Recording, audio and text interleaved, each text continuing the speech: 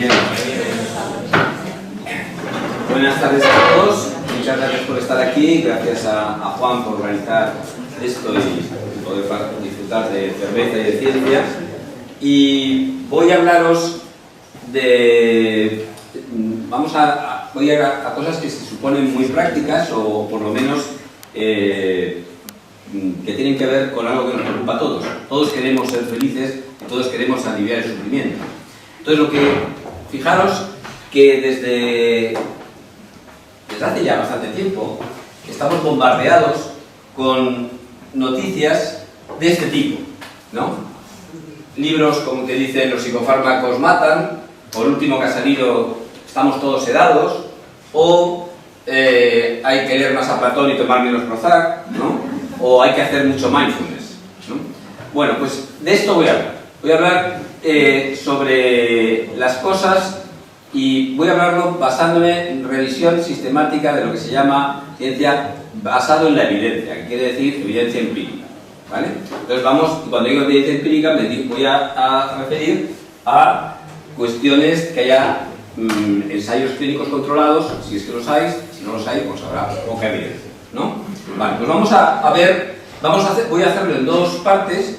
Primero veremos qué ha pasado en la Edad Antigua y luego qué ha pasado en la Edad Moderna. Fijaros que cuando empieza la civilización y los primeros chamanes se especializan, en realidad los médicos o terapeutas se dividen en tres grandes grupos. Un grupo que son los amantes de las cosas que cortan y los cuchillos. De ahí derivaron los barberos y los cirujanos. Otros que les gustaban las hierbas y también dar recomendaciones. Y de ahí derivaron en general los médicos, parte de los psiquiatras, y daban eso, como digo, remedios químicos y recomendaciones saludables. Y por último estarían los médicos de la palabra, que se supone que pueden aliviar el sufrimiento con la palabra. Estas serían todas las variantes de la psicoterapia. Bien, vamos a repasar cada una de estas primero en la Edad Antigua. Fijaros, es interesante que los seres humanos hemos tenido una afición tremenda por perforar el cráneo de otros seres humanos mientras estaban vivos, suponiendo que eso iba a aliviarles, iba a suponer realmente un buen tratamiento, ¿no? Esto no es algo que haya ocurrido en una cultura extraña, ha pasado en todas las culturas. Y los arqueólogos tienen decenas de miles de cráneos perforados y que sabemos que los habían hecho en vida por el nivel de cicatrización de los agujeros de preparación. Y tampoco es algo que digas, bueno, esto lo hacían la gente muy primitiva. No. Hasta el siglo XVIII. Hasta el siglo XVIII teníamos mucha afición a perforar los cráneos, ¿vale? O sea que no es tan lejos.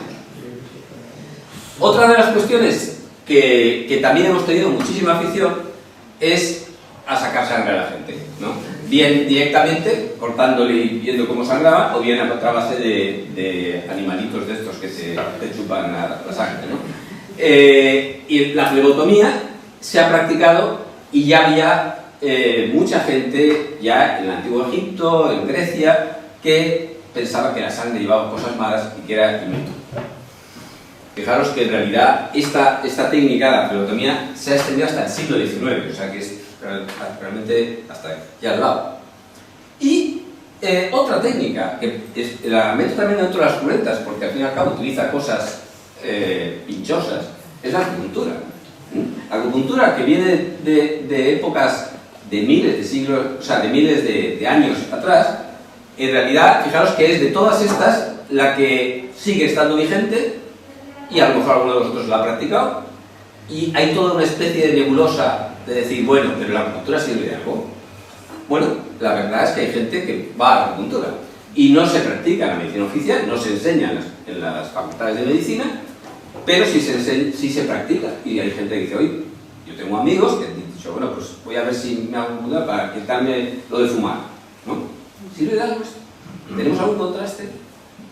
En realidad, fijaros que si uno mira los fundamentos que tiene la medicina clásica china de por qué servía la acupuntura, es un fundamento absolutamente mágico y completamente... Pero el hecho es que tocaban, digamos que mucho daño no hacían, no es como lo hace un agujero, eran con unas agujitas muy finas.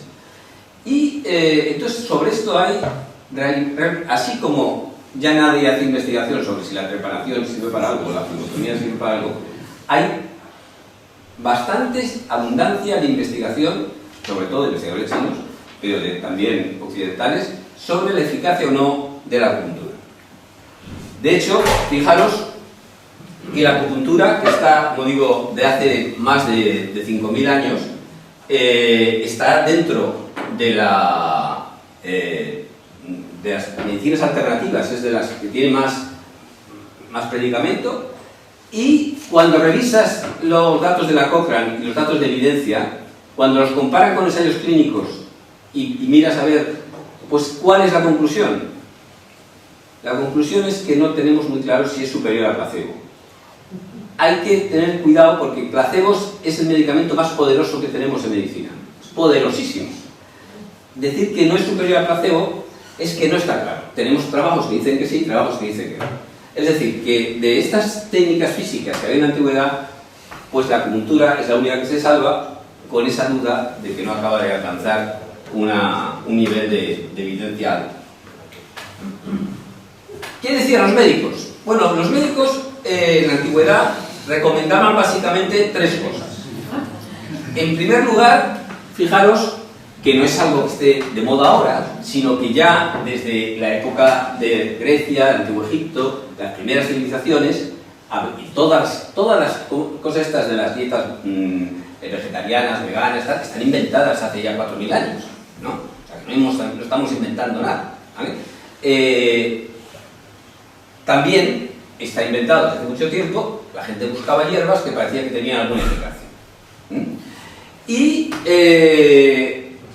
otra cosa que se ha ejercido hasta hace hasta hace muy poco, concretamente también hasta el siglo XVIII, fue la afición por los enemas, ¿no? Esto era algo que realmente el que ahora se llama también hidroterapia del colon, para nombrarlo de una forma más sofisticada. Pero vamos, a hacerte un enema, ¿no?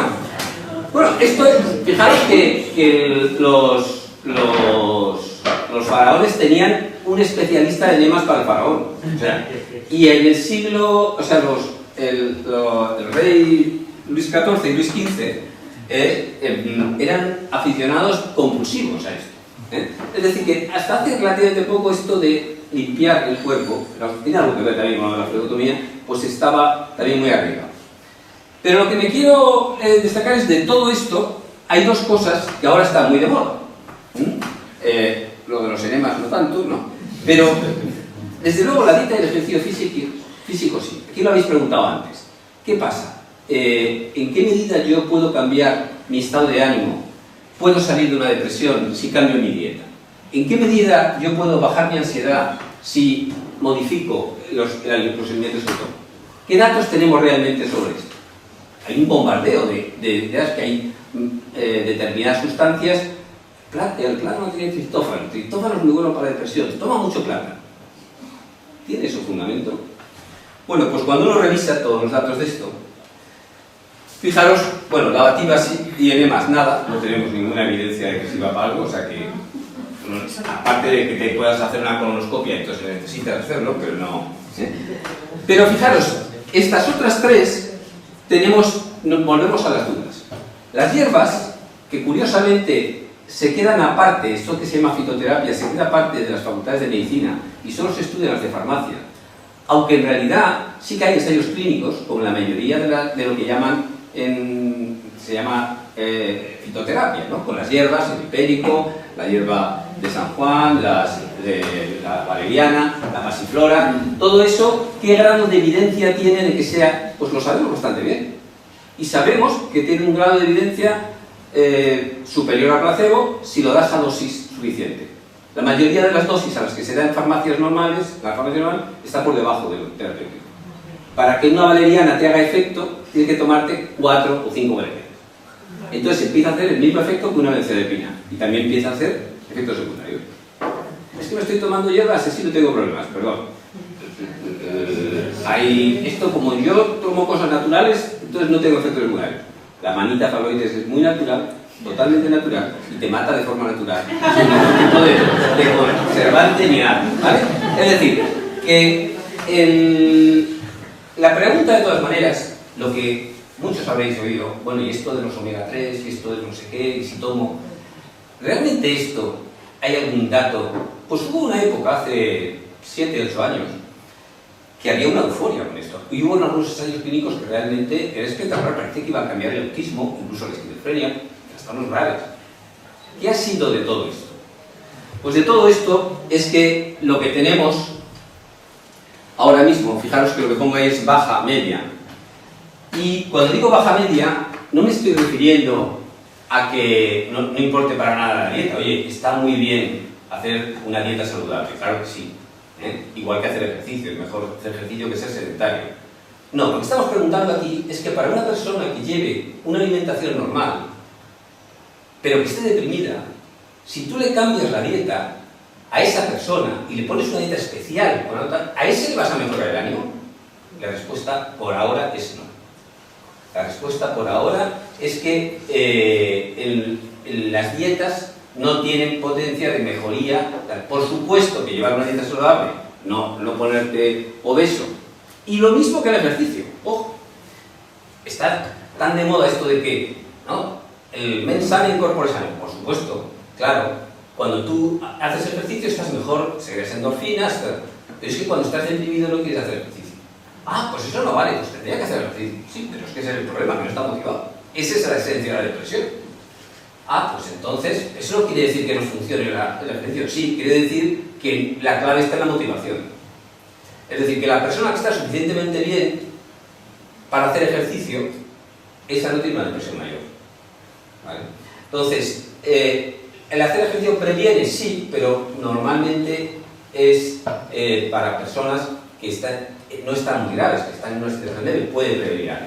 Es interesante que hay muchos estudios donde se ha visto que si ese ejercicio lo haces en zonas verdes, tiene mucho más efecto terapéutico que si lo haces en el asfalto.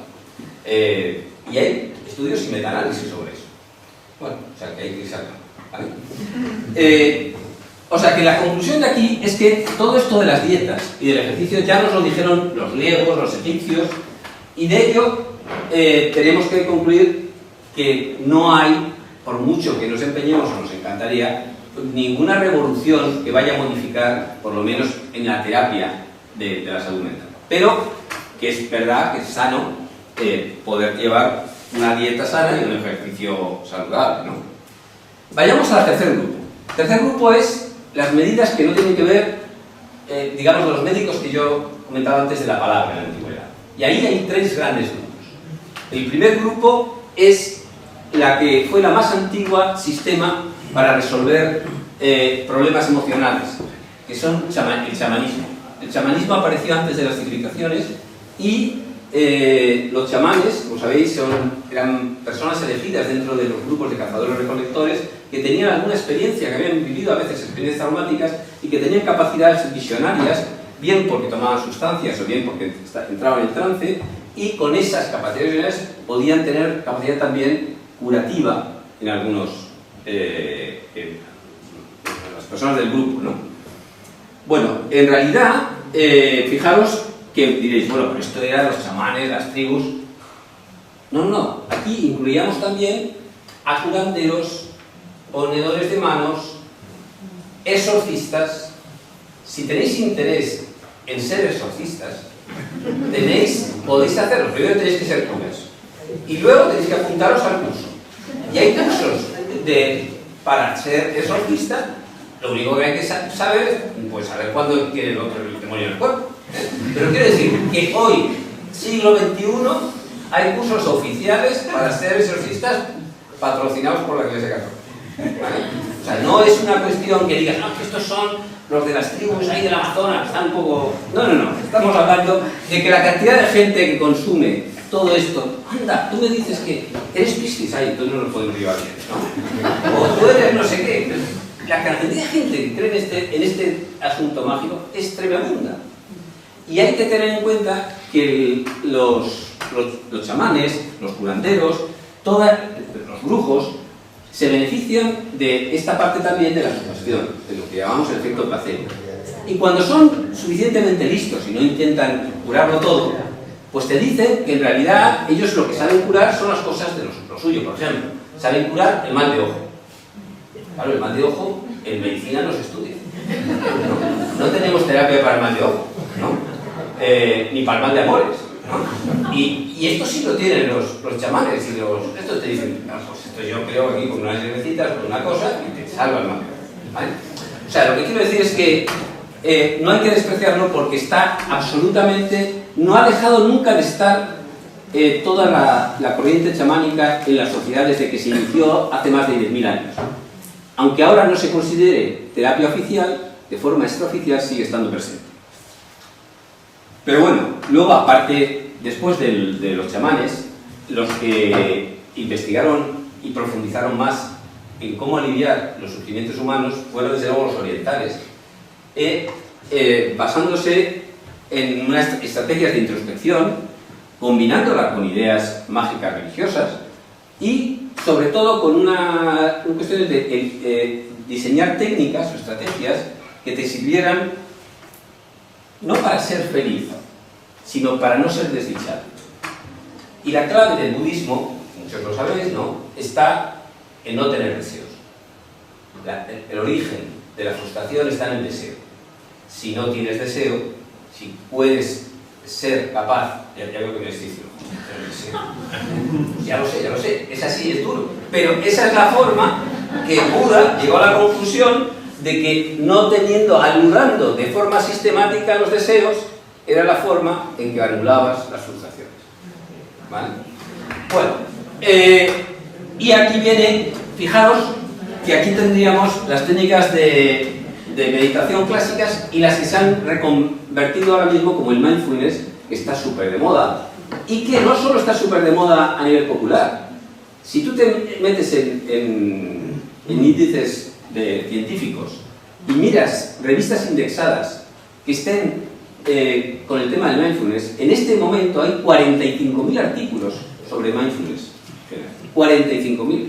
Es decir, que hay una barbaridad de gente investigando e intentando comprobar el nivel de evidencia de eficacia de estas técnicas orientales. ¿Vale? Y luego tenemos estrategias que idearon los amigos griegos, que aparte de ser muy listos y filosofar, no la época socrática ni la época dorada de Aristóteles ni de Platón, sino los posocráticos, se pusieron a pensar de una forma más práctica y decidieron que había que recomendar formas de vida saludable, ¿no? Y ahí tenemos dos escuelas que son completamente diferentes: la escuela de los estoicos y las escuelas de los epicúreos. Los estoicos se parecen un poco a los budistas, solo que los budistas no te dicen nada, no te hablan, ¿no? Y los estoicos te dan la barriga, ¿no? Los estoicos te dicen que tú tienes que ser tal, que no tienes... Es decir, te dicen todo lo que argumenta racionalmente, ¿vale? Pero fijaros que la idea básica de los estoicos es el que tú seas feliz o no depende de lo que te ocurra, depende de cómo te lo tomes. Depende de... Esa es así de sencillo. Bueno, pues esta idea, que puede parecer bastante simple, es el fundamento de todas las terapias cognitivas, que son la mayor parte de terapias en la actualidad psicológica. Y ya lo inventaron los estoicos, y que los creadores de las terapias cognitivas lo reconocen, ¿no? Si ya lo dijeron estos hace 4.000 años. O sea, lo que estamos haciendo muchas veces ahora es ponerle nuevos nombres a cosas que ya estaban inventadas y, digamos, luego hacer un ensayo clínico, porque no, los estoicos no hacían ensayo clínico, ¿no? Epicúreo hacía otra cosa. Era justo al revés en ese sentido que Buda, y pensó que en realidad esto del placer está bien y que hay que disfrutar, ¿no? Lo único que dijo es que había que disfrutar, pues, con moderación, que no te podía pasar porque si no, pero dijo que a disfrutar. Y fijaros que esto iba un poco en contra de toda esta cosa que suena bastante aburrida de los estoicos o de Buda, porque en las escuelas del jardín que creó Epicuro, pues iba la gente y entonces pues disfrutaban la comida, disfrutaban del sexo, disfrutaban y para ellos estos eran los principios elementales. hay algunas escuelas que han seguido también esta corriente, ¿vale? En realidad, bueno, digamos que son dos formas de intentar encontrar eso tan codiciado hoy en día y tan sobrevalorado, que se llama felicidad. Fijaros que si comparamos esto, en cuanto a ensayos clínicos controlados, y vemos las tres tipos de terapia, las terapias chamanísticas, las terapias de yoga, la meditación o la terapia racional, que de ahí derivan todos, como os decía, las terapias cognitivo-conductuales, en la chamanística no hay casi estudios, ensayos clínicos, y la evidencia es baja, aunque tiene todo el efecto de la sugestión y el placebo. Sin embargo, en las otras, en el yoga y en la meditación y en las terapias racionales, pues hay muchísima evidencia, es decir, hay toneladas de datos que dicen que pueden ser eficaces. Bueno, ¿y qué pasa en la Edad Moderna? ¿Qué ha pasado? Y cuando digo de la Edad Moderna me estoy refiriendo desde el principio del siglo XX, ¿no? Pues la Edad Moderna empezó mal. Empezó mal porque teníamos una acumulación de trastornos mentales graves, los manicomios estaban cada vez más saturados y había que inventar. Y entonces hubo un señor que se le ocurrió inyectar suero de gente con malaria a trastornos esquizofrénicos. Y, claro, les provocaba unas fiebres terribles, ¿no? Y por esa técnica le dieron el premio Nobel. ¿Vale? Es el primer premio Nobel que dieron a un psiquiatra, ¿no? Había mejorado algunos casos, sí. ¿Cuántos? Pocos. ¿Se comprobó que luego eso era eficaz? Pues no. Bueno, pero ya se quedó con el Nobel. El segundo que se quedó con el Nobel fue otra cosa todavía más bochornosa, que en un momento dado no teníamos la gente muy claro si el lóbulo frontal servía para algo. Entonces dijeron, oye, ¿y qué pasa si lo removemos un poco? Y entonces, pues te ponían un picayelo que entrabas así en el globo ocular, removían con el picayelo el lóbulo frontal con más o menos habilidad y te quitaban toda una parte del lóbulo frontal. Esta técnica, que la inventó un Egas Moniz, portugués, luego Freeman la extendió en Estados Unidos y hubo cientos de miles de lobotomizados. No estoy hablando de miles ni decenas de miles, sino cientos de miles.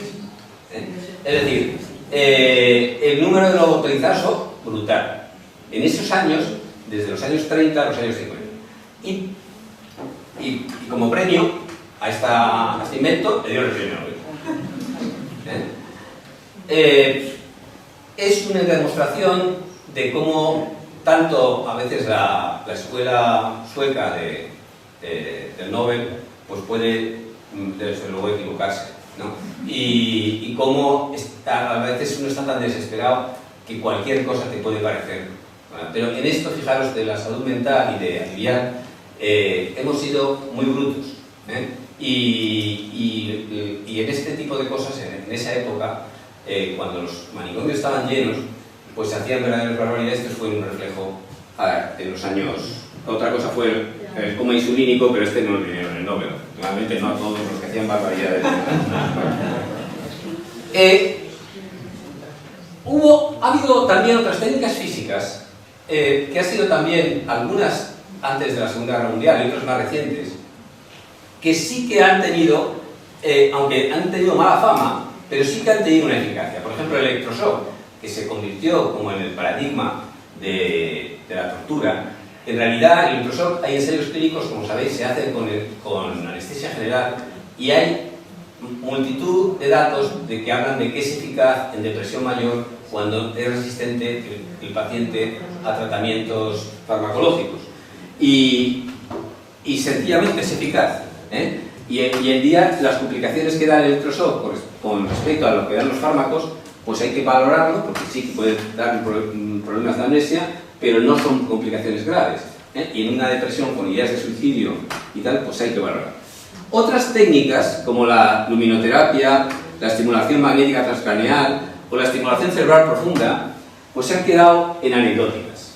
Están ahí, la luminoterapia sí que se hace algo en países que tienen poca luz, pero en realidad las otras, incluyendo también la estimulación cerebral profunda, pues se está aplicando solamente, fijaros que aquí estamos hablando de poner un electrodo en áreas determinadas y que el propio paciente se pega un chute en un momento dado para animarse.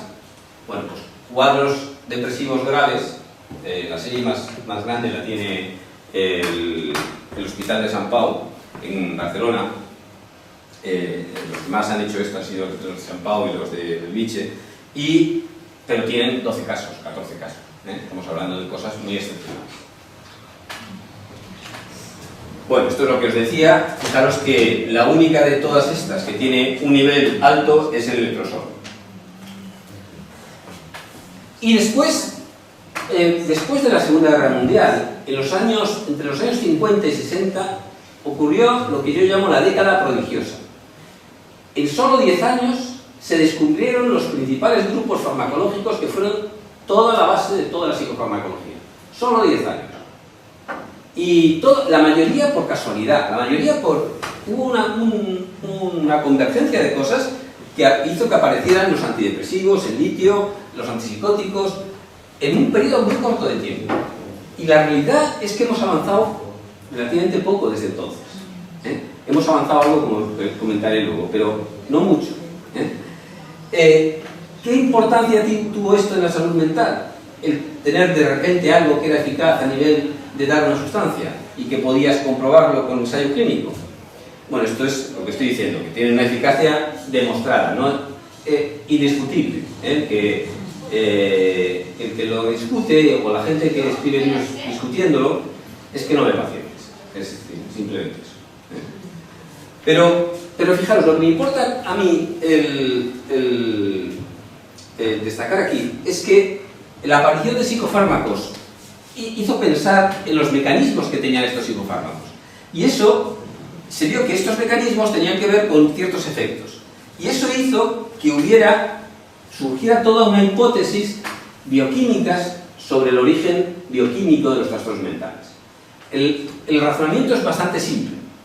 Si yo tengo fiebre y tú me das aspirina y se me va la fiebre, quiere decir que la fiebre es producto de que me falta aspirina. ¿Vale? Pues no me falta aspirina.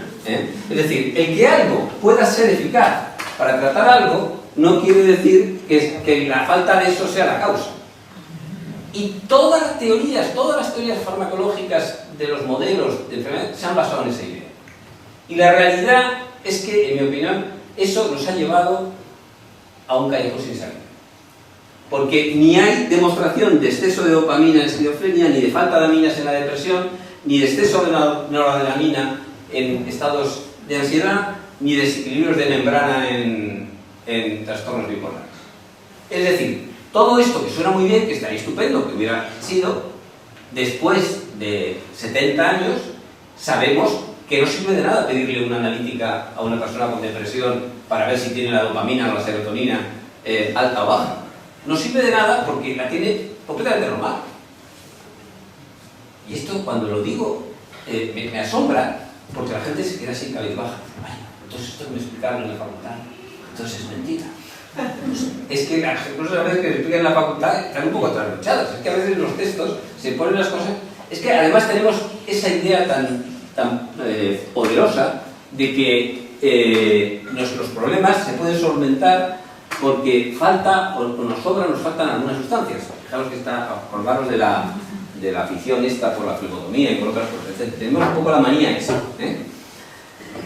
Y esto, insisto, en mi opinión, ha llevado a unos planteamientos que en mi opinión se ha llevado a un callejón sin salida. Mejor dicho, con poca serie. Lo que ha habido en los últimos años en psicofarmacología, lo más revolucionario, lo profetizó este chico que es Jordi Riba, con quien colaboramos. Este falleció hace 2 años. Era un visionario. Y este chico del Sant Pau, farmacólogo, pues se le ocurrió que por qué no iba a investigar la función farmacológica y terapéutica de sustancias alucinógenas. Fijaros que decir eso en los años 90, cuando las sustancias alucinógenas estaban demonizadas, era muy atrevido. Pero él se fue ahí al Amazonas, se fue a investigar la ayahuasca, se fue a estudiarla desde el punto de vista de sus composiciones químicas, los mecanismos de acción, se hizo amigo de unos clubes consumidores de ayahuasca allí en Barcelona, se los llevaba allí al hospital a que se tomaran la ayahuasca mientras les hacía un electroencefalograma y miraba todas las variables y lo que pasaba.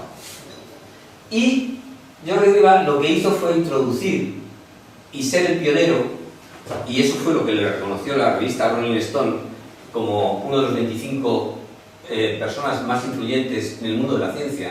Bueno, la revista Rolling Stone no es la revista Nature, pero sí que es interesante que dijo que estaba abriendo un camino nuevo. Y es verdad porque fijaros que ahora mismo, y esto sí que no se ve nada, pero os lo explico, ahora mismo tenemos ensayos clínicos con todos los alucinógenos.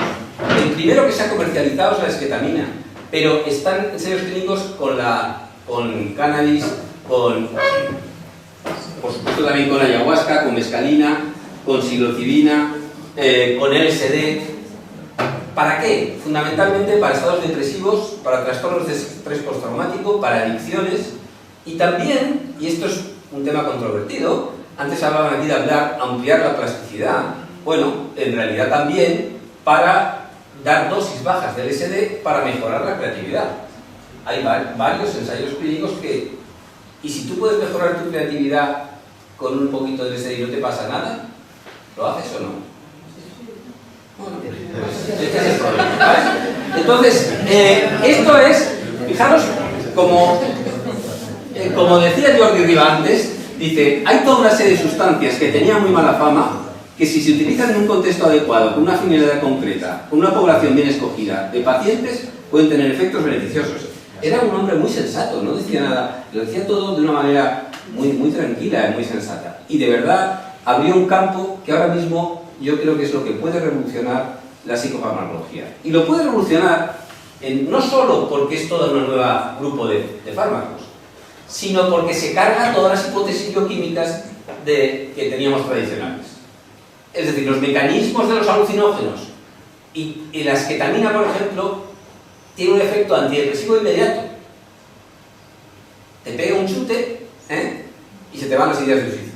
Vale, lo simplifica. ¿Vale? Pero no es como otro antidepresivo que tarda 15 días. Tú no puedes ahí alegar que esto es lo mismo que lo otro, pero un poquito más. No, es otra cosa. Entonces necesitamos un cambio para entender qué está pasando aquí. Fijaros que luego veremos un poco qué está pasando. Voy a tratar de dar mi propia opinión, ¿no? Pero lo que sí ha ocurrido también en el siglo XX, en la Edad Moderna, es que los estoicos y ya sabemos que crearon muchas escuelas y ideas, pero desde luego en el siglo XX la multiplicación de escuelas desde que Freud empezó a fundar el psicoanálisis pues ha sido tremenda, ¿no? En la actualidad hay más de 500 escuelas psicoterapéuticas oficiales y todas se pueden clasificar, esta es una clasificación mía, me la podéis criticar. En realidad tú vas a un terapeuta y puede hacer 3 cosas contigo. 3 cosas. Estamos hablando de no dar fármacos. ¿Qué hace? Pues si vas a uno de orientación de tipo oriental o de tipo de MDR, que es una técnica para trabajará con la atención o que trabajará con esto que llaman la atención plena. O sea, no trabajará con palabras ni te soltará rollos, que hará cosas para que focalices tu atención, te concentres, etc. ¿Vale? Algunos otros podrán decirte, no, lo que tienes que hacer es estos ejercicios corporales, ¿no? Y son las técnicas de yoga clásicas o algunas terapias como la terapia gestáltica que también trabajan con el cuerpo. Y luego tienes toda una enorme cantidad de terapeutas de muchísimas escuelas que confían en que la palabra va a mejorar tu estado de ánimo, ¿no? Da igual que sea psicoanalista que sea... Yo no estoy diciendo lo que te digan, a lo mejor lo que te dice un psicoanalista o un coach es completamente distinto, pero al final es confiar que la palabra te va a cambiar. Fijaros lo que digo, ¿no? Es que el poder de la palabra, ¿no? Y aquí la cuestión es, bueno, en realidad, ¿qué tiene todo esto en común, no? Bueno, pues lo que tienen en común todo esto... Perdón, antes... No, perdón, estoy saltando lo que tienen en común Esto es. Perdón, es que no lo había visto. Lo que tienen en común todas las psicoterapias, ¿no?, es esto: el vínculo terapéutico. Sin vínculo no hay terapia. Se han comparado y se han hecho muchísimos ensayos comparando muchas técnicas y viendo cuál era más eficaz. Y todas tienen una eficacia bastante similar, y la variable que más importa es el nivel de... Es decir, que si queréis hacer terapia, pensar si os cae bien el terapeuta, no pensar de qué escuela es. Lo importante es que el terapeuta os cree y se cree un buen vínculo. Esa es la base de todo. La base tiene que ver con lo mismo que los humanos ayudan a otros humanos, estando cerca y sintiendo que el otro le comprende y sintiendo que se genera una relación como se genera la madre y el hijo. Entonces hay una idea de maternaje o de paternaje de protección. Tú pienso que esta persona, confío en ella, me va a ayudar. Esa es la esencia. Hagas atención plena, te suelten interpretaciones psicoanalíticas o te digan que te cambien los pensamientos irracionales. Si no hay vínculo, no hay terapia. ¿Vale?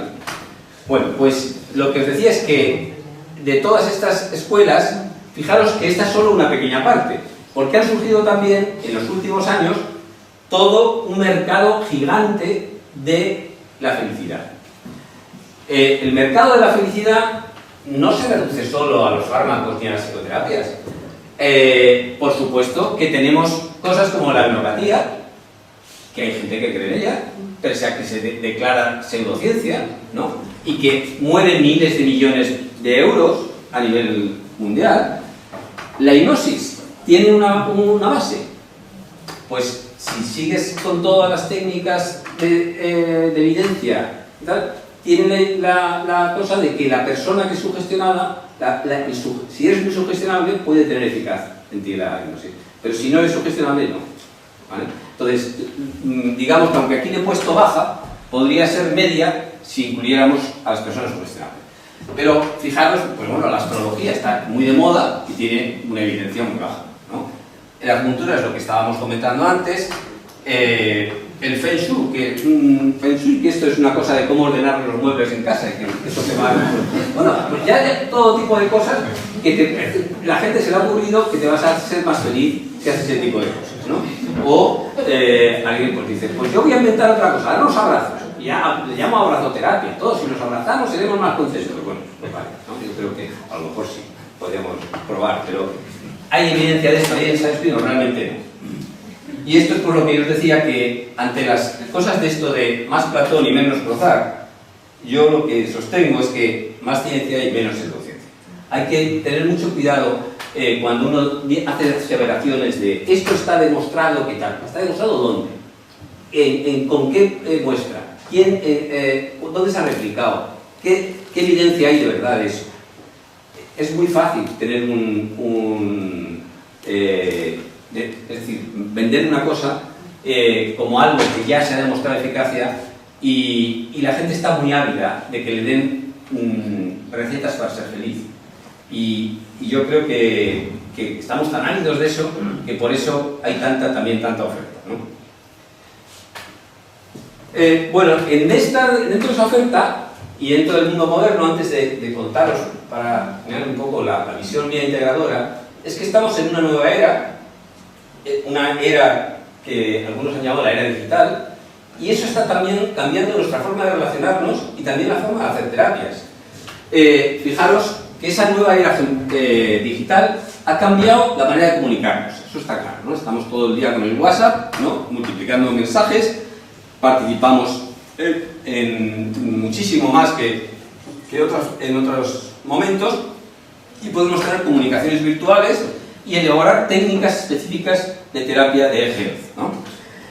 Y también tenemos formas nuevas de relacionarnos. Hay páginas, sistemas de relacionarnos no solo virtualmente, sino también de forma real. En rojo lo que tenemos son los problemas.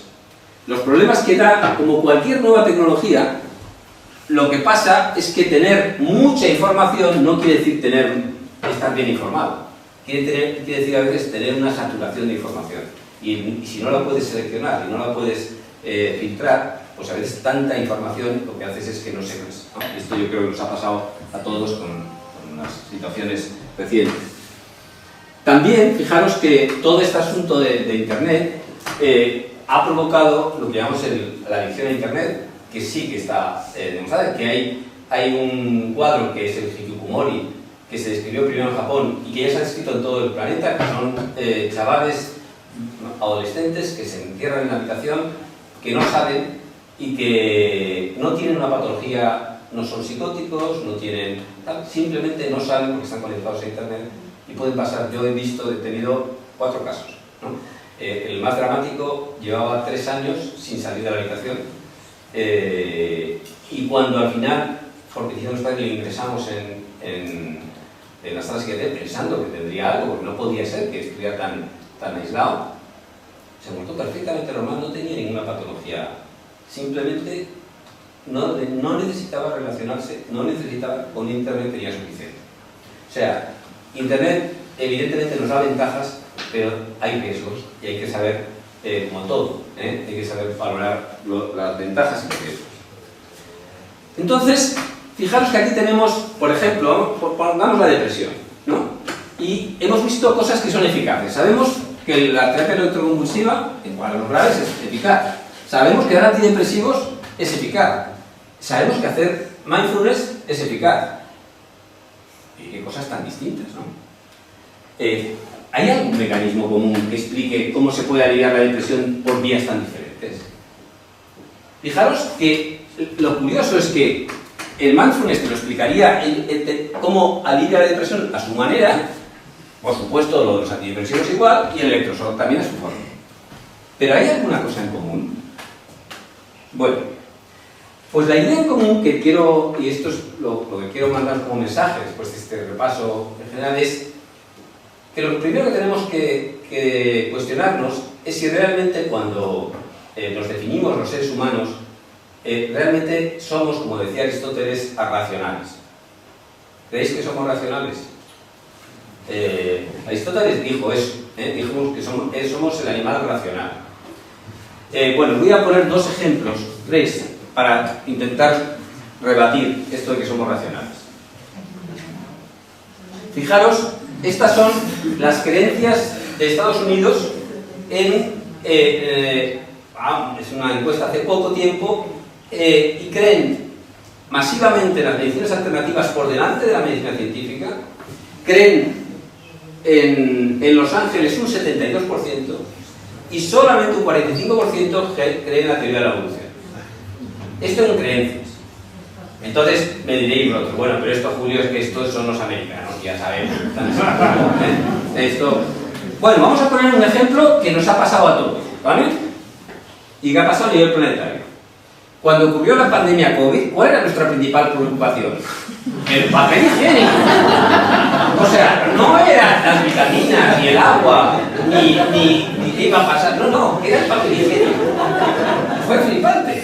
O sea, fue la demostración más clara de que si alguien sospechaba que el ser humano era racional, se le fue ahí todas las posibilidades, ¿vale?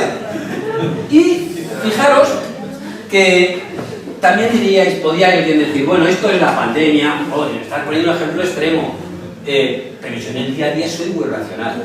De verdad, pensar un poco, cuando has tomado las decisiones importantes de tu vida, ¿no? Por ejemplo, elegir la profesión o elegir la pareja, o cuando decides dónde ir a comer o qué programa de tele ver, realmente haces un algoritmo lógico-matemático para saber, no, pues vamos a ir a tomar pollo con no sé qué, porque realmente me sale en el algoritmo que es... Pues no.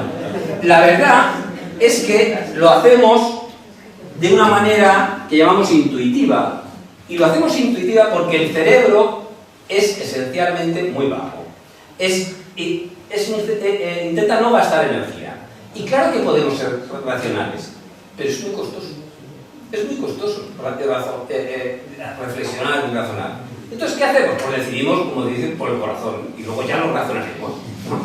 La mayoría de lo que hacemos habitualmente, las decisiones que tomamos, las hacemos movidos por esta, y esto lo ha demostrado el que fue premio Nobel de Economía, que era este psicólogo, Kahneman, que demostraba en muchos experimentos cómo en realidad las decisiones que tomamos, y fijaros que esto se lo han tomado muy en serio los economistas y toda la, tal, porque en realidad las decisiones económicas tampoco se basan en algoritmos, se basan en emociones. Y por eso, vale, esta es una idea que os quería dar. Entonces, admitido que somos emocionales, ¿qué tiene que ver esto con las terapias? Bueno, pues tiene que ver que el cerebro, fijaros, es, y esto lo dicen ya desde la neurociencia, no funciona como un ordenador. No funciona como una máquina que va haciendo algoritmos. Funciona desde esa parte que estamos diciendo como una víscera emocional. Y entonces, si admitimos esto, toda esta evidencia, fijaros que todas las terapias consisten en que la proximidad del otro mejora tu regulación. Si tú estás triste, se te acerca alguien y entras en un estado, por empatía, de te sientes consolado, ¿no? Pero eso no es una cosa esotérica, eso tiene que ver con que cambia, tiene un efecto a nivel cerebral, tiene un efecto de cambiar digamos que la depresión estaría estar en una especie de sincronía de mal rollo, te viene otro y te cambia, te saca de esa sincronía, te saca de ese bucle y te pone en otra situación, ¿vale? Te saca de bucles y voy a utilizar la palabra sincronía porque es clave para lo que os quiero transmitir. Fijaros, esta idea, tanto en el vínculo materno, como en la pareja, como en los amigos, como cuando compartimos aquí un grupo, aunque no nos conozcamos, compartimos un espacio y una actividad, sincronizamos de alguna forma nuestra actividad. Y esa sincronía cerebro a cerebro, es la clave para entender los efectos de la psicoterapia. Esa es la clave para llegar a una incomprensión biológica de los efectos de la psicoterapia. Y esa puede ser la clave para tener un lenguaje común y para entender por qué se puede modificar el estado de ánimo con una psicoterapia y por qué también se puede modificar con una medicación. Porque en realidad, de todas las maneras en las que podemos mirar el sistema nervioso, la molecular queda muy lejos, la neuroquímica queda muy lejos. Lo que nos tenemos que quedar es cómo hablan las neuronas. Y las neuronas hablan entre ellas a través de potenciales de acción, a través de neurofisiología, de cambios de activación de sistemas, ¿no? Entonces, eso no quiere decir que no tengamos que estudiar lo anterior. Quiere decir que ese lenguaje común, para todo lo que estaba explicado, en mi opinión, tiene que estar en la neurofisiología. Es decir, que no es un problema las enfermedades mentales de hardware, sino que serían esencialmente problemas de software. Serían problemas de todo lo que hemos ido acumulando a lo largo de todo nuestro aprendizaje y que de repente pues, entramos en bucle, porque como cuando se entra en bucle en el ordenador que no funciona bien y que tenemos que hacer un reseteo, ¿no? Y, perdón, esta es un poco más confusa, pero voy a tratar. Esto tiene que ver con lo que decía Marta en la charla anterior, que en realidad todo lo que pensamos, lo que sentimos, es el producto de más o menos un 2% de las neuronas del cerebro que están en ese momento sincronizadas. El resto de las neuronas están, digamos, cotilleando sin tener una sincronía, ¿no? Pero de repente un 2% es lo que nos hace sentir algo, o hacer algo, o pensar algo. Y esa sincronía que depende mucho de los sistemas de excitación e inhibición. Es decir, y esto fue un proyecto que está sacando un proyecto que vamos a participar y que luego nos tiene un proyecto europeo, pero que yo creo que la idea es magnífica porque esta sí que implica, es una visión, a mí me parece transversal, que puede dar una cierta explicación para unir por qué podemos mejorar a la gente de formas tan diversas. No en la bioquímica, no en las factores, explicaciones puramente sociales o psicológicos, sino a nivel de la sincronía cerebral. Este es un ejemplo de un trabajo que hicimos en el 2017, en el que hicimos terapia cognitiva y a pacientes que tenían alucinaciones resistentes y hicimos una resonancia funcional y vimos cómo la terapia cognitiva modificaba la activación de la amígdala, es decir, se disminuía esa hiperactivación de la amígdala a los 3 meses de la terapia y luego a los 12 meses. Es decir, que lo que evidentemente, si tú estás haciendo psicoterapia y funciona, estás modificando la activación cerebral. Y la estás modificando y tienes que saber más o menos dónde se está modificando. Bueno, pues ese es el lenguaje que tenemos que ver. Y y no se podrá ver eso a nivel de bioquímica, se podrá ver a nivel, como digo, de sistemas funcionales, que es lo que se ha demostrado. Este es un trabajo, pero hay muchísimos otros de otros grupos. En definitiva, lo que os quería comentar, esto es para terminando, es que las técnicas químicas, psicofármacos, las técnicas de introspección individuales, las técnicas del vínculo de la psicoterapia o incluso la técnica física del electroshock, todos pueden sacarnos de bucles que nos impiden tener una buena regulación emocional y todos nos pueden favorecer tener una sincronía, digamos, positiva emocional. En definitiva, a nivel práctico, fijaros que lo que vemos los psiquiatras en el día a día es que lo que llega a la consulta normalmente es mucha gente que no es feliz, ¿no? Entonces, de la gente que no es feliz,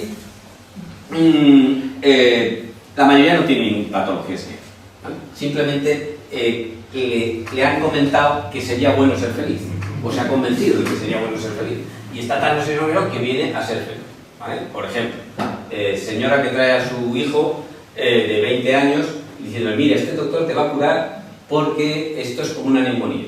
¿Qué le pasa a su hijo, señora? Que le ha dejado la novia. Pues espere que le voy a dar una pastilla para esto, que tenemos pastilla de... Esto no tiene sentido, ¿vale?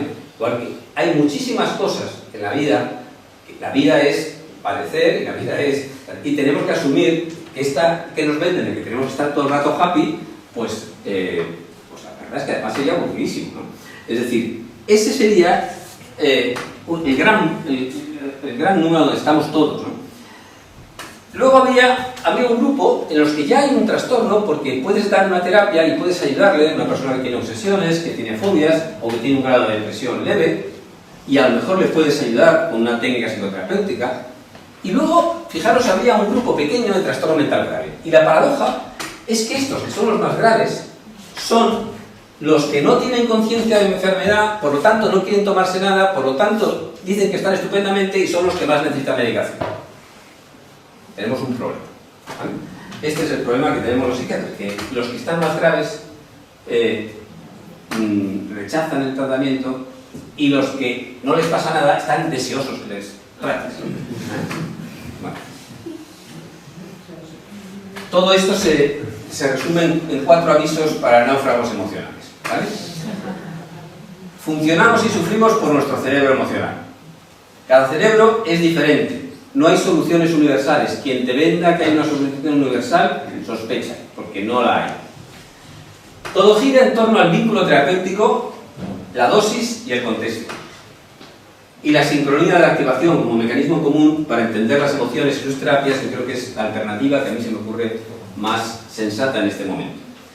Como dijo Wilson, el problema que tenemos ahora en la humanidad es que tenemos emociones del Paleolítico, instituciones medievales y tecnologías diversas. Y hay que compaginar todo eso.